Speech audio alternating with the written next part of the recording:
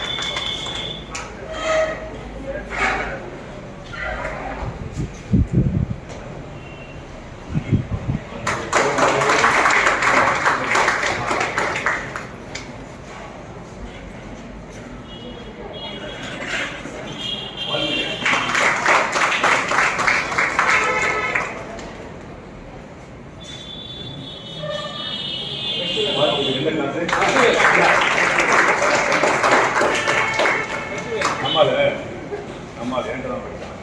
சரி பார்த்துக்கோமா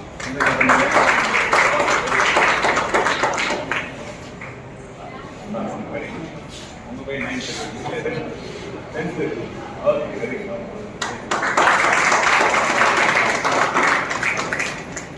சரி எல்லாம் இன்னும் வரல ஒரு சில.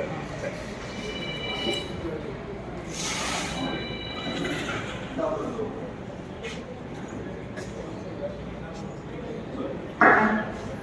அனைவருக்கும் காலை வணக்கம்.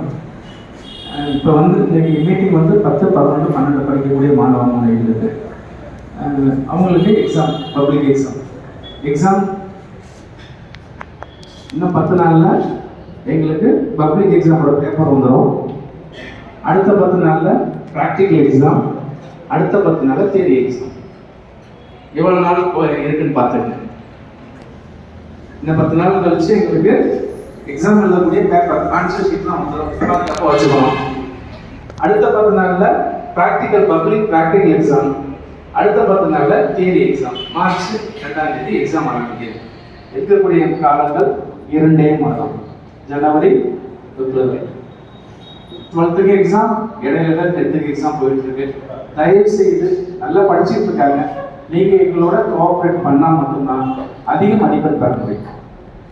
பாஸ் அப்படிங்கிறத வச்சு ஒண்ணுமே பண்ண முடியாது. இந்த காலத்தில் 10th பாஸ் பண்ணுறேன், 12th பாஸ் பண்ணுறேன், ஒன்றும் பண்ண முடியாது.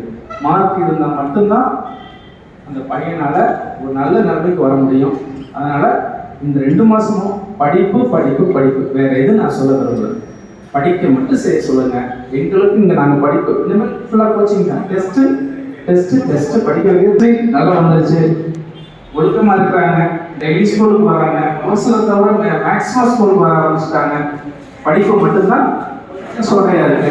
அதை மட்டும் பாருங்க. ஏன்னா பப்ளிக் எக்ஸாம் எழுதக்கூடிய, ஏன்னா அதனால தான் இன்னைக்கு இப்போ பப்ளிக் எக்ஸாம் எழுதக்கூடிய ஸ்டூடெண்டோட பேரண்ட் மட்டும் நாங்கள் பார்த்து பேசிட்டு இருக்கோம்.